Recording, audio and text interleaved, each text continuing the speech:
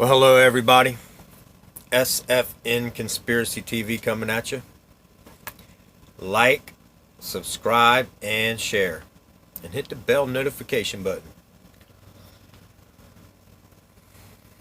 Listen, I just want y'all to know that anything I post on this channel is what I believe. Fully. Okay? I'm not asking y'all to believe anything I believe. I'm just asking y'all to watch with an open mind, draw your own conclusions, do your own research, and then come up with your own ending. And if you don't believe what I believe, that's okay. I still love y'all. It's quite all right. Okay, so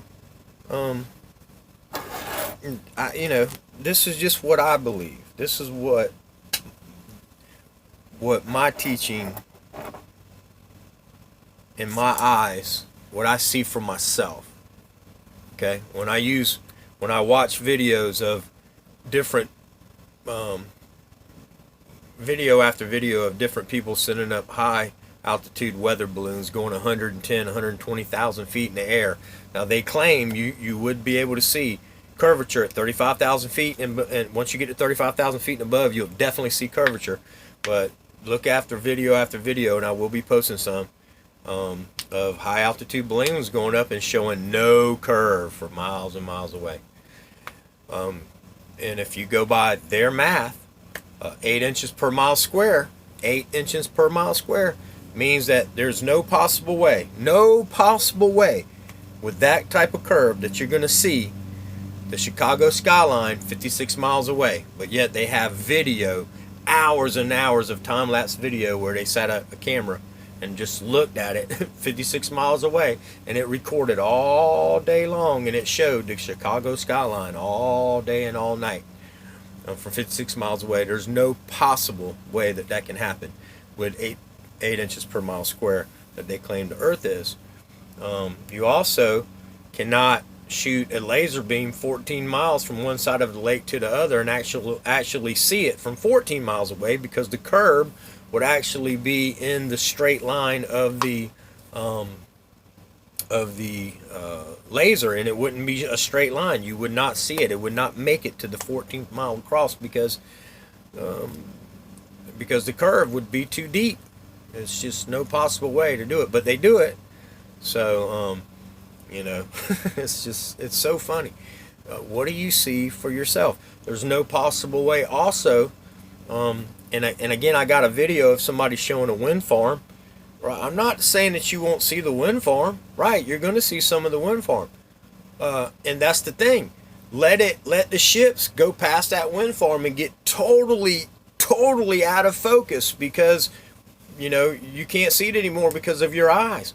But then bringing the whole ship all the way back into focus with a high-powered telescope, or I think the Nikon, is it 900 camera, or the Nikon 1000, whatever it is, it's supposed to have the super zoom on it. You'll bring the whole ship, not just the top, but the hull and everything. You'll bring it back. There's no way to bring it back into focus if the Earth is a ball. It's just no possible way. So anyway, y'all, this is another video from Dean Odle Ministries.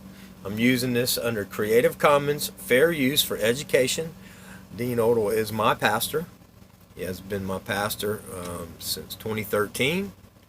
I love and respect him, but he did not bring me to Flat Earth. I've been a Flat Earther pretty much all my life since I was a kid.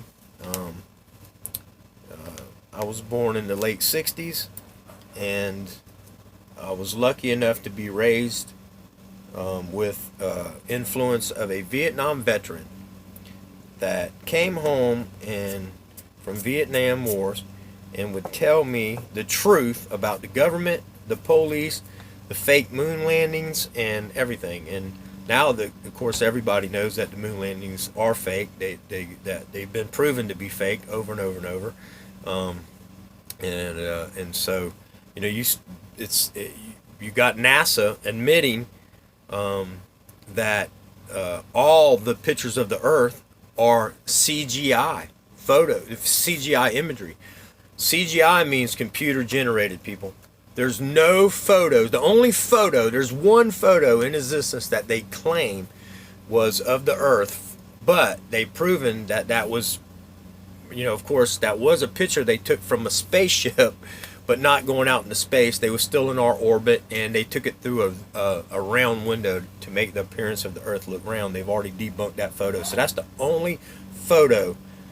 Every other photo of Earth is computer generated, and they admit it, and I'll be showing you that video. Them videos will be coming where they admit that every picture, I think it's like, what, 2, 4, 6, 8, I think it's 8 pictures of the Earth that they've shown over the years. And you can see in the different pictures that some of the continents are bigger and smaller each year, which, come on, what's going on there? And so it's just a joke. And then so you got Robbie, the guy who made the famous blue marble. He admits that all of them are computer generated and that they're not actual photos of the Earth. Now, why, if they truly have a space station in space and they also have the Hubble telescope and all this crap, why, if they can shoot millions and millions of miles and light years away into the Milky Way and take all these fascinating pictures, why can't they turn it back at Earth while we're all standing out there with these big signs, with the date and the time and whatever, in just one city, and turn it and show us that live, people? They got all this technology, but they can't. And then they say, well, we had the technology back in the 60s to go to the moon, in the 60s and the 70s, but we lost it, and you just can't figure it out again. You just can't figure out how to do it again. And this is 2019 now. We can't figure out how to get back to the moon. We just can't do it. Although we knew how to do it back in the 60s, it's a paper process. I'll also show you that video of these NASA. This is NASA. These people that worked for NASA.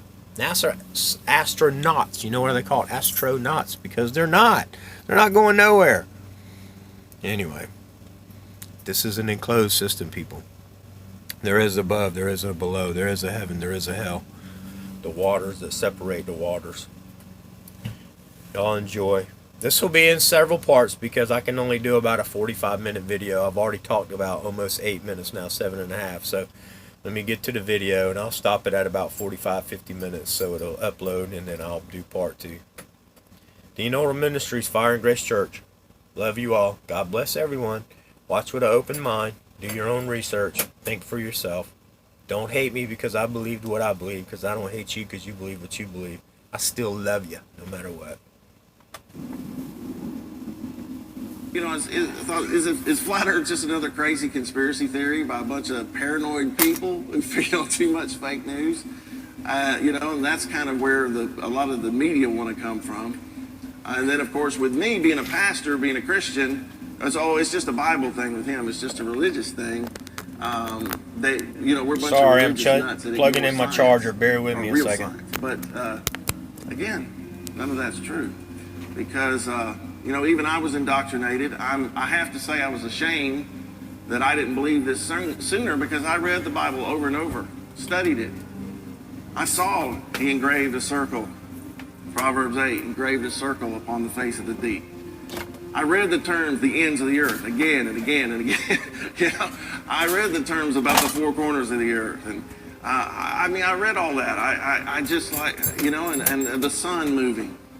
And the sun running its race, Psalm 19, and all of that. And yet, because of that public school and university indoctrination, I was blinded to it, couldn't see it. I remember when God did open my eyes, I had to just repent. How did I not believe? I believe the rest of the Bible. I believe it all, from Genesis to Revelation. How did I miss this? But this is strong, and this is something I want to say to everyone here and everyone watching. Remember, don't get impatient with people that don't see this just yet. Family, friends, co-workers. Remember, you didn't see it either. It took something had to happen in your life. But I tell you what, though, God's going to use this in a big way. Of course, we've all seen this, but it's really true. From a child, if we keep that. They kept pushing that ball in our brains. That's what we thought it was. But This is the reality, isn't it? Now, what I want to share with you now for just a few minutes is what convinced me. And I want the media to hear this. I want everybody to hear this.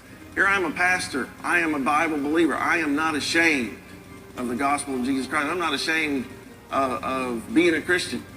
But I'm going to tell you that I didn't come to this flat earth truth just because of the Bible.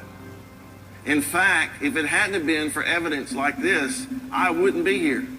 I wouldn't be talking to you. I wouldn't be preaching like I'm preaching. But I want to tell you, this stuff right here, high altitude balloon footage, we've all seen it. But this is without the fake curve created by these fisheye lenses and cameras. When I begin to see this, 108,000 feet, 121,000 feet, when I begin to see this kind of stuff right here, I was like, man, this is for real, folks. This can't be ignored. I get sick of the media folks that want to ignore this. They don't want to put this on the news. They don't want to put these pictures. They want to put the GoPro pictures on the news. Right?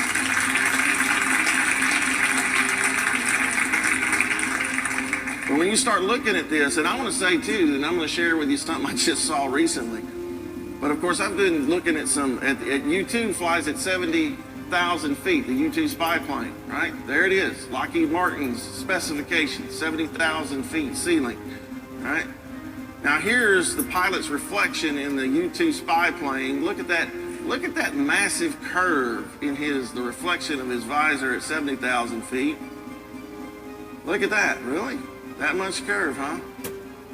And yet, the very next frame, there's a frame right here where they switch to this, and all of a sudden you see them cut, and then they put that up. And I'm like, yeah, listen, they're manipulating this stuff right here. Even the U-2 spy plane, and remember the U-2 spy plane is a CIA program. Remember that. Of course, the Blackbird. I'm going to share something that just went viral recently. Anybody see this? Major Brian Shule, the SR-71 pilot, tells the LA Speed story. Everybody seen this? Heard this? It went viral on the internet, just crazy. I mean, millions of views. And he's telling this story, and I'm watching the little video. And he liked to take the camera on board, you know. He was the pilot, and he had a radio guy. And he liked to take pictures of it, and he talks about that. Well, this is one of the pictures you get, right, out of his cockpit. Now, some of these I actually believe are simulators. That's just my opinion. I think some of it is. But it's amazing that this is what he's showing you he's looking at, right? And then it switches to this picture of him. You see what his visor's showing? That's at 89,000 or 80-something thousand feet. They forgot to correct that. And this is on Facebook. This is on YouTube. I mean, this is everywhere. But the propaganda, what I'm getting at is this is just more manipulated propaganda to try to put a curve on this earth that God created that's flat. And look, there it is. That's a lot different than this one. I actually think that little screen that they have up there is what's broadcasting that onto his thing, but that's just me. And again, there's 121,000 feet balloon, no GoPro lens, and we've all seen this. But I'm sharing. This is what convinced me. I'm a pastor. I needed more. I wanted to have physical proof. Listen, the Bible says this. 1 Thessalonians. I have it open to this. 1 Thessalonians 5. Verse 21 says this: prove all things and hold fast to that which is good. Everybody thinks Christians just blindly follow anything, right? But no, the Bible says prove all things, test all things, prove it, make sure. So that's what we did, right? So did I go to just YouTube videos? No, I went to NASA's website. This is from space.com. These are NASA pictures. This is pathetic. Press, put this on the news. That, right there. If you can't see, we have a problem. Right? So I began to see this, and I don't like liars. because I know who the father of liars is. That's Satan, the devil. So liars who are doing stuff like this on purpose kind of lets me know they're in league with the liar, right? Of course, we've all seen this, the shadows. Of course, I didn't believe the moon landed, and I'm going to say this because you know what? Thank God, when I was a kid, I saw Capricorn 1. I saw it like right after it came out because my dad had HBO right when it came out. So Capricorn 1, they were playing Capricorn 1 on HBO over and over and over again.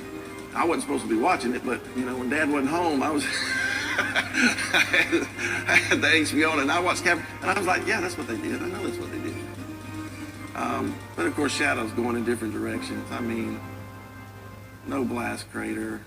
That's supposed to be in front of the object, not behind it. There's photographic manipulation everywhere. I mean, I've gone to NASA's website and looked it up myself. Now, this was a few years ago, a couple of years ago. I mean, they tried to doctor that one and put it back in right. You can tell it's darker than the other ones. Crazy stuff. They drew the line across his leg because it goes behind it in the real picture. And of course, to me, and everybody knows this, the smoking gun is what Bart Sibrel, the footage he got. Somebody leaked from NASA of the Apollo 11 crew faking the picture of the Earth through the circular window.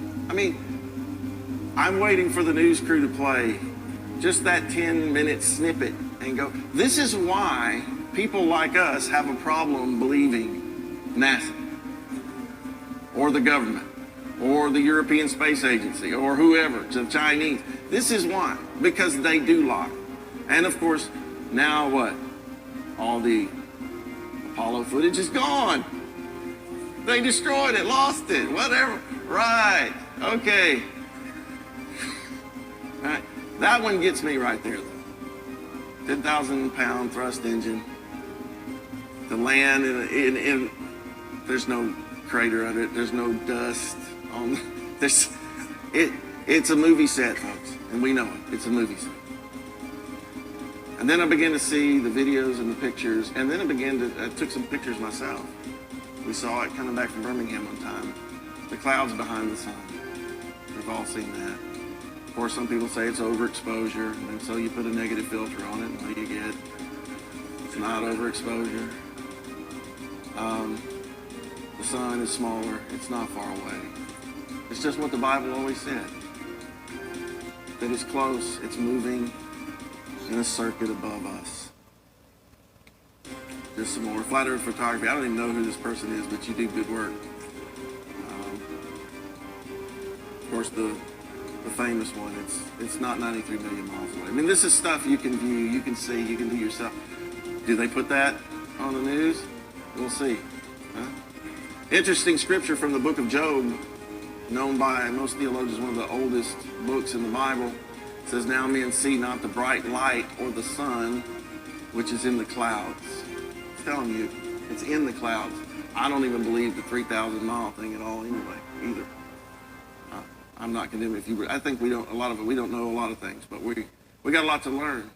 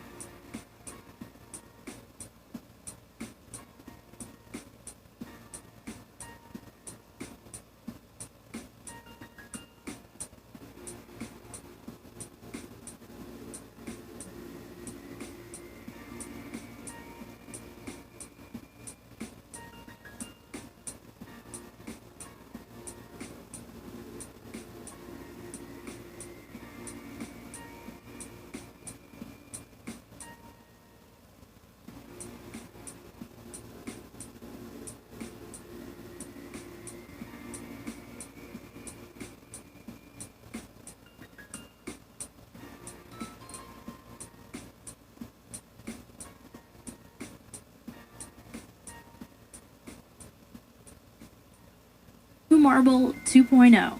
NASA's Rob Simon made this, and it had wide appeal too. For example, it ended up as the default background on the iPhone. I didn't even know until I bought an iPhone and turned it on and kind of did a little happy dance.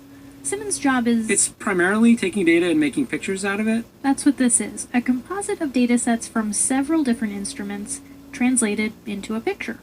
To us, the really cool thing was the data set. Up until that point, there was no realistic color map of the globe anywhere. So the land layer here comes from the Moderate Resolution Imaging Spectroradiometer aboard Terra. And the tricky part here was the weather. So we actually had to take clouds out. They stashed the clouds for later, went onto the ocean. That came from an instrument that measures phytoplankton in the sea.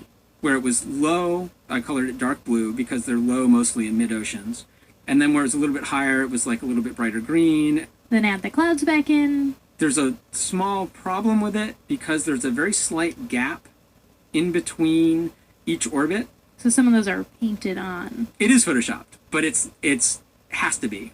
Then there was another layer to sort of simulate the atmosphere. And then there's this little bright spot. It's called the specular highlight. So it's the reflection of sunlight off of water. Those are the pieces, but you can't just slap them all together. It just didn't look realistic. It looks kind of flat, or the clouds are sort of too see-through. So I just hit Command Z a lot. There's artistry to creating the world.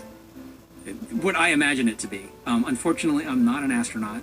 I've never been to space. But I've looked at these images over and over again, trying to sort of get the essence of it. It is photoshopped, but it's has to be. It is photoshopped, but it's has to be.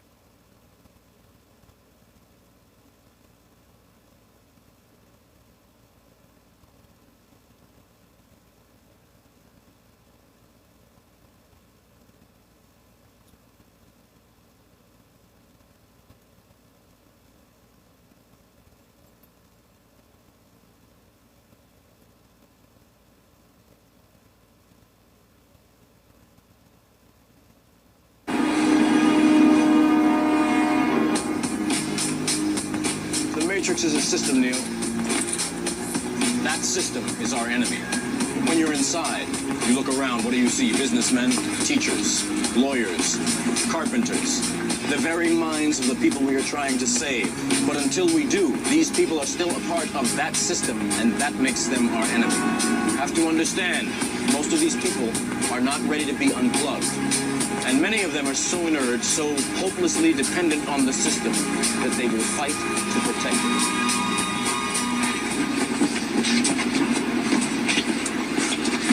Look!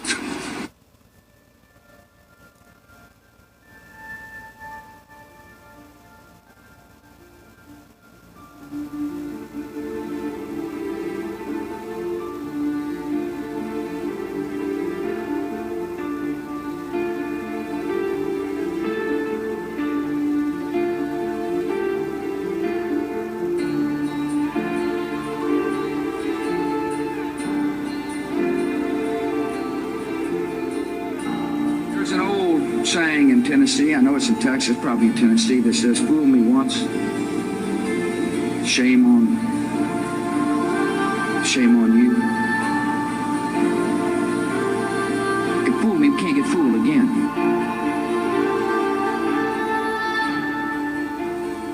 Finally, the element that seals their fate.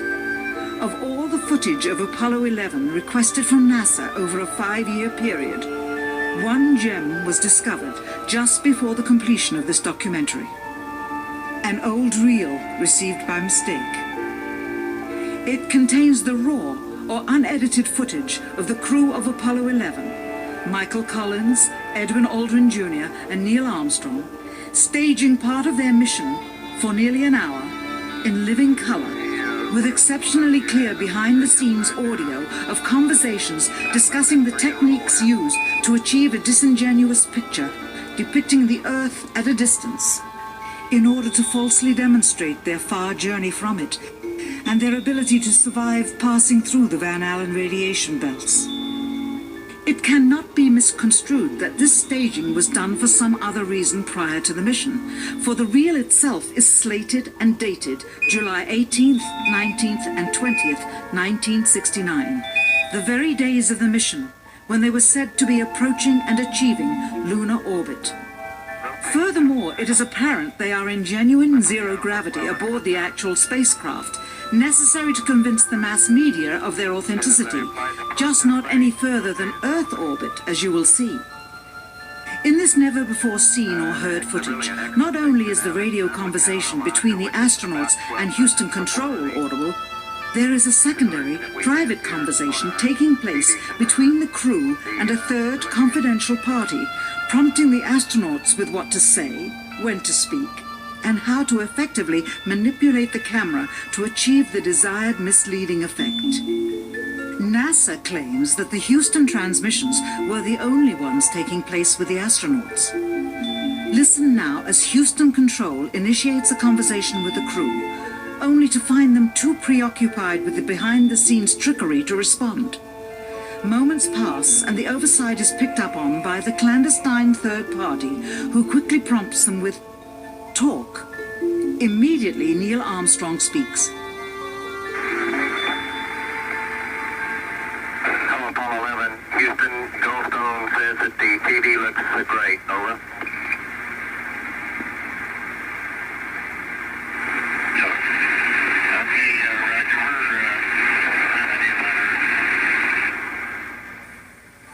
Again, the illusion they are attempting to create is the Earth at a distance to demonstrate their far journey from it and their ability to survive passing through the Van Allen radiation belts.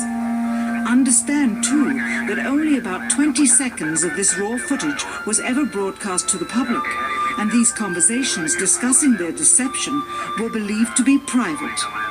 Until now. Here they discuss that these television transmissions were in fact not broadcast live as everyone believed. They were first screened and edited for playback later. Roger, Neil. We just wanted a narrative such that we can, when we get to playback, we can sort of correlate what we're seeing. Thank you very much. Here they discuss the fact that they have turned out the lights and have blocked out sunlight from entering the spacecraft through the other windows, as to not cause any reflected light to fall onto the spacecraft's wall in the foreground. Okay, very good. Well, we shut out the sun coming in some of the other spacecraft, so it's looking through a number one window, and there isn't any reflected light. The reason this was done is so that the truth of the matter would not be revealed. It is this. Though the federal government would have you believe that this is a view of Earth from a distance out of the spacecraft's window as it nears the moon, it is not. What they have ingeniously done is placed the camera at the back of the spacecraft and centered the lens on a circular window in the foreground, outside of which it is completely filled with the Earth in low orbit.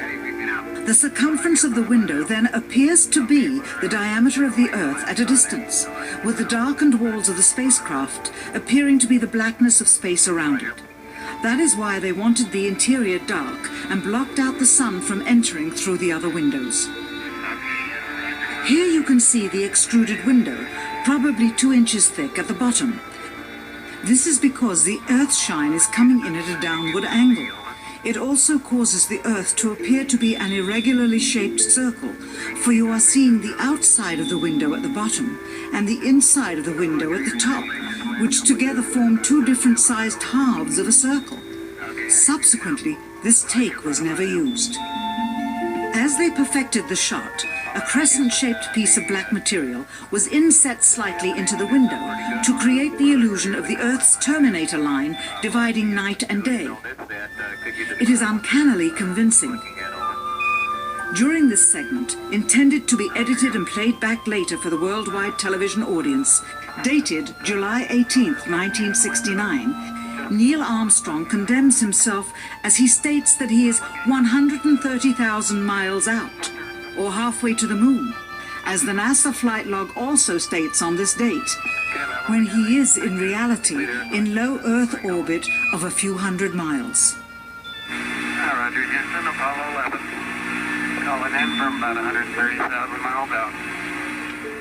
Here, during another segment, also intended to air after review, Neil Armstrong falsely explains to the viewers how the shot is attained by putting the camera's lens to the window's glass, as it would have to be if they were the claimed distance away from the Earth. We only have one window that has a view of the Earth, and it's filled up with a TV camera. If the window was completely filled up with a TV camera, as he stated, then an astronaut's arm would not be able to get between the camera and the window, as it obviously does here in this outtake. South America becomes invisible just off beyond the Terminator or inside the shadow. You can also notice how the astronaut operating the camera reacted to the mistake by attempting to pan away from it. Blue gas, see white bands of major cloud formations across the Earth, and This is a segment that they believed wasn't even being recorded, much less suitable for broadcast, for the lens was being zoomed out and the scene was being changed to that of an interior of the astronauts at work, and apparently the stop button popped back up on the recorder without notice. Here is the diffused work light that they used to see camera controls, but not throw light onto the spacecraft's wall. Here they remove part of the crescent insert.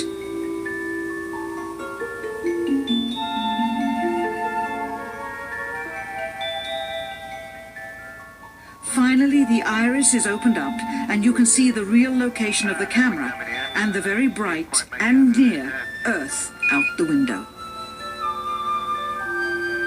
Here is the slate for the 19th of July, and the same shot of trickery on the 19th of July, and then the 20th, and the same misleading shot on the 20th. Later that evening, they were said to be walking on the moon. How can this be when they were in Earth orbit only 9 hours earlier, and the moon is some 3 days' journey away? Furthermore, if they genuinely went to the moon, why would they be faking any part of it? Why this trickery with the window? By faking being halfway to the moon, it becomes apparent that they did so because they could not even go halfway. 75 feet. Guys looking good, down a half. 6 forward. 60 seconds. Lights on. Forward. Forward. 40 feet, down 2.5. Picking up some dust. Straight shadow. 4 forward, drift into the right a little. 30 seconds. Forward, just. Contact light. Okay, engine stop. We copy you down, Eagle. Clifton, Tranquility Base here. The Eagle has landed.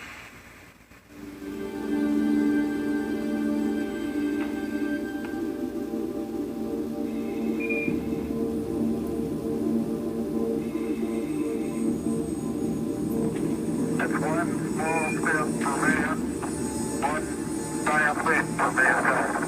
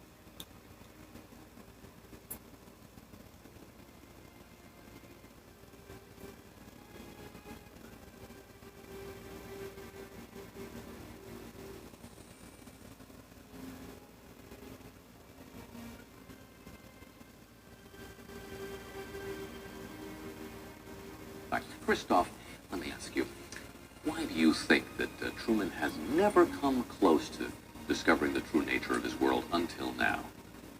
We accept the reality of the world with which we're presented. It's as simple as that. You had markers inside a phony transfer. Your Honor, you doctored the logbook. Damn it, Captain! You coerced the doctor. Consider yourself Agent Tim. Colonel Jessup, did you order the code red? You don't have to answer that question. I'll answer the question. You want answers? I think I'm entitled. You want answers? I want the truth! You can't handle the truth! Son, we live in a world that has walls, and those walls have to be guarded by men with guns. Who's gonna do it? Big surprise. Yeah. It's cold out here. Yeah, it is. It's like the South Pole. It's like the deep South Pole, if there was one. There isn't, though. Do you know how to fly those? Absolutely. Do you get to fly to the edge? Oh, yeah. What's past there? Don't know. We're not allowed to fly past that. Let's go. It's against the rules, Charlotte. Who are you? The giver. When the elders need guidance, I provide wisdom using memories of the past. Our world was different. There was more. More? Much more. There is no way for me to prepare you for the truth. How many of you have ever seen the movie The Matrix? Alright, so maybe more than half of us. All right, for those who haven't seen the movie The Matrix, there's a scene in the very beginning of the film where the main character is presented with two pills, one blue and one red, and he has to make a choice. If he chooses the blue pill, he'll fall asleep, and when he wakes up, everything will be exactly the way it's always been. If he chooses the red pill, he'll finally learn the truth. I'm here today to give you that red pill. So, what does the Matrix look like? Let me show you. Now, despite what you might be thinking, these two circles are not equal. I repeat, these two circles are not equal. One is in fact larger than the other. What I need you to do is determine which one that is. So, please raise your hand if you believe the blue circle is larger than the red. All right. Please raise your hand if you believe the red circle is larger than the blue. All right, very good. Now, before I said anything about these two circles, what was your first instinct? Equal, right? Because they look equal. And the reason why they look equal is because, in fact, they are equal. These two circles are identical. Yet I got just about every one of you to raise your hand and say that they're not. So what do we learn? That you can be manipulated like that to believe in something that goes against your natural instincts. Just imagine as a child you're taught that the blue circle is larger than the red. If you say it enough times, you convince yourself that's the truth. If you're told the lie enough times, it becomes part of your reality. And if enough people are taught that lie, that the blue circle is larger than the red, well, now it becomes part of the culture. And if that culture then passes that misinformation along to the next generation, well, now it becomes tradition.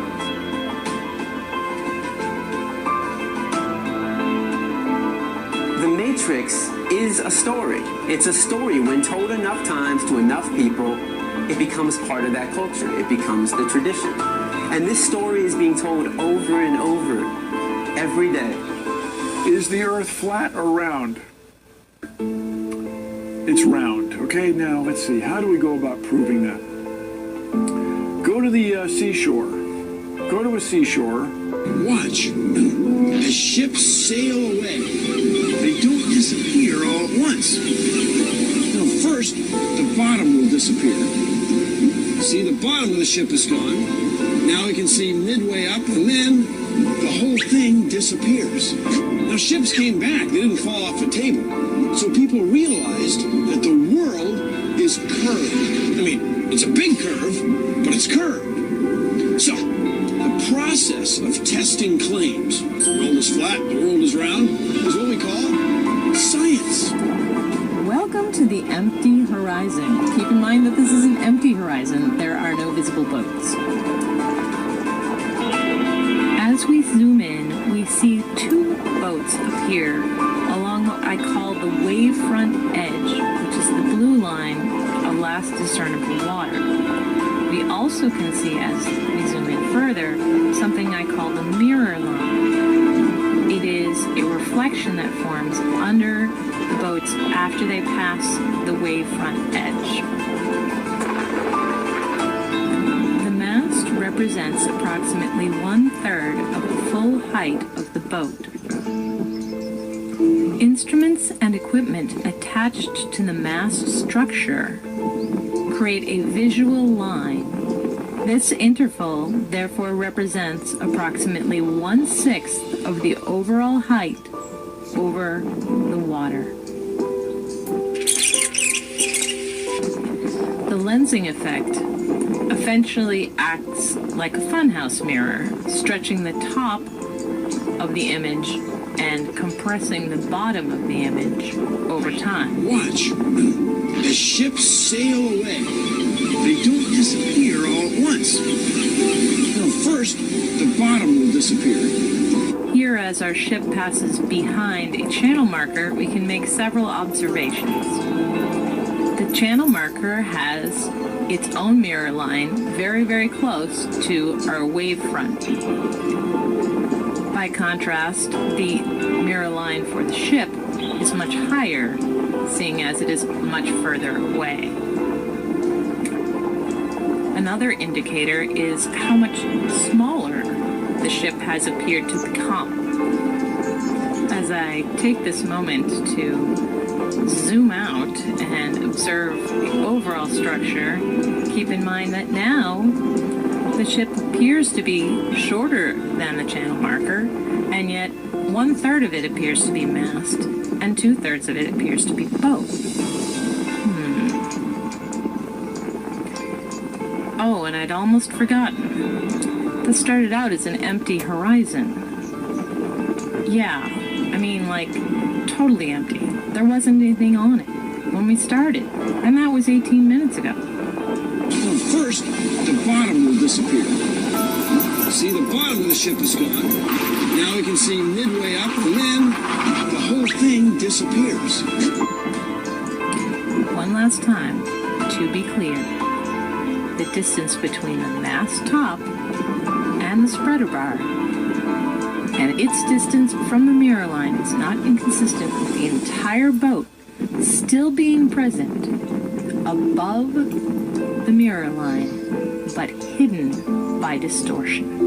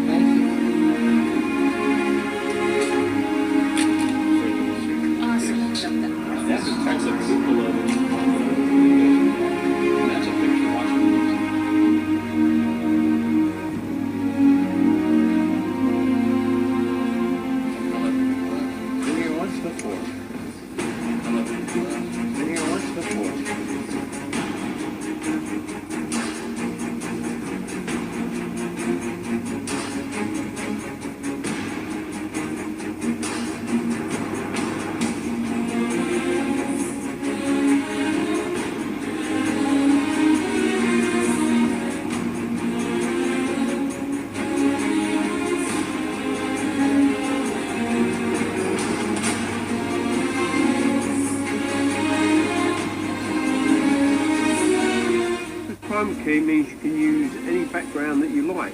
This is what the background looks like. This is the true background that we filmed this on.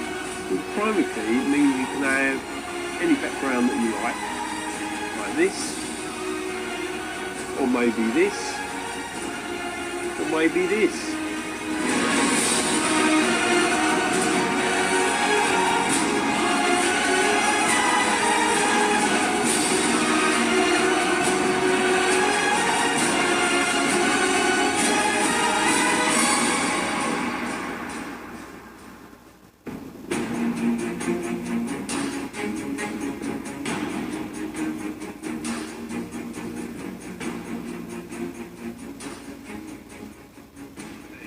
video, and I work with Blender and Unity, and I've been working with special effects software, Photoshop, for quite a while now.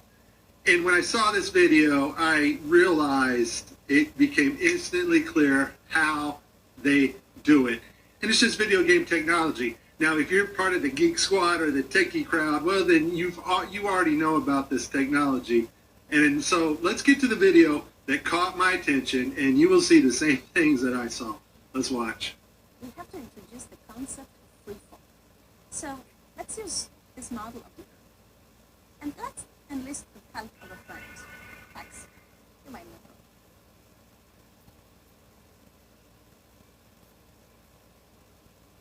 So what is significant about this video is, number one, it was live to school children.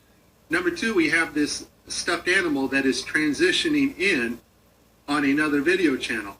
And the actor is able to reach up and grab this doll in real 3D space and manipulate this doll with their hands. And so the only way you're going to pull that off is with one technology. And that technology is virtual reality. More importantly, though, something called augmented virtual reality. Now, before 2012, NASA used masking techniques much like we do in Photoshop and After Effects. But now we're able to simulate water and objects live in real 3D space. So we're able to take models of things that are photorealistic and rotate and move them while we are going live. Before, we used to have to render these effects frame by frame by frame, and it took extremely long amounts of time. In this video here I made last year, I'm using Sony Vegas, and I was just playing around with the masking capabilities of Sony Vegas. I don't even know why I saved this video, but here I'm standing in the kitchen and I'm just lifting up this trash can to make it kind of look like it's floating. And I didn't do a lot of work on this. It was just something I wanted to see real quick. But that is a masking effect to get another effect. We now have the technology to simulate water, materials, fabrics live in real 3D space with virtual reality, but better yet, augmented virtual reality. And all augmented virtual reality is taking the objects in 3D space from a virtual reality world and putting them in our world on another screen, which we can see, manipulate, and touch with virtual reality contacts or glasses.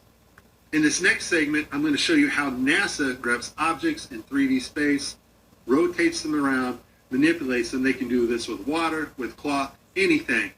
And the cool thing about it is we can take what they're doing, what they're seeing with their contact virtual reality augmented lenses, and put that on a separate video layer live.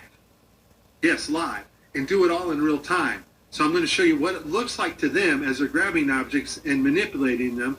And then I'm going to show you Microsoft's HoloSense video, their demonstration at E3 a couple years ago, of bringing a virtual reality into our world. And it is simply amazing. Let's watch. Specifically, how HoloLens can turn every room of your house into a personalized video game level. But today, we want to take mixed reality one step further. So we've got something new to show you. Holograms you can hold.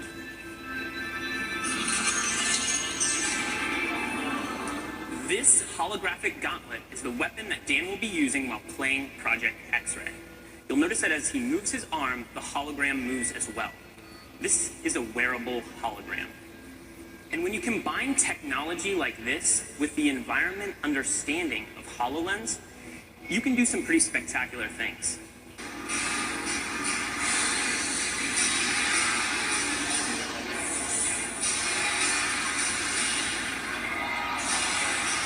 Dan can even use his shield to defend himself.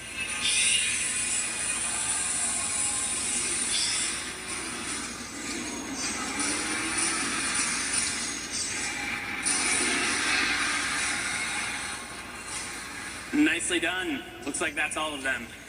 In 2012, NASA got tired of faking weightlessness by using the zero-G plane, better known as the Vomit Comet. So in 2012, they started soliciting companies that specialize in real-time augmented virtual reality so that they can fake weightlessness and floating objects in the air in real time. Simply the cost of the plane and the safety concerns and the fact that they weren't very good at it, they didn't go to Hollywood, which most of Hollywood's effects are post-processing. That's after the video is made.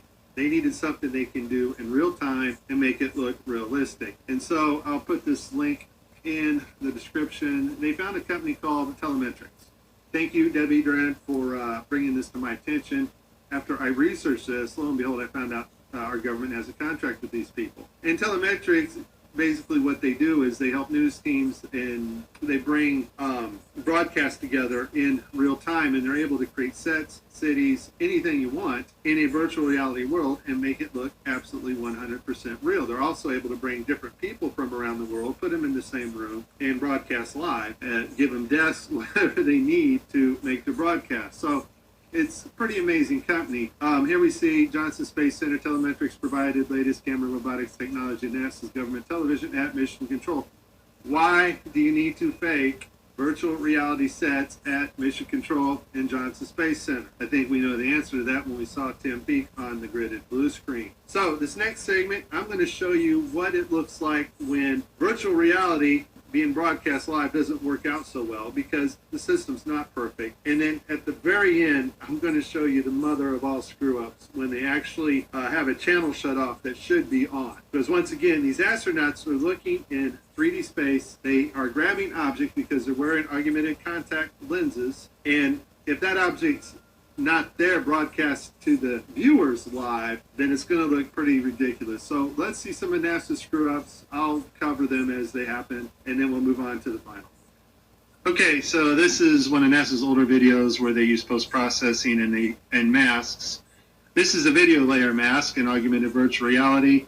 We're going to see him lose his finger here. The watch glitches out. So I guess virtual reality accidents can cause loss of fingers. In this next video, we have Caddy. Now I want you to pay attention to her neck and the way her neckline goes in her shirt. It's cut off.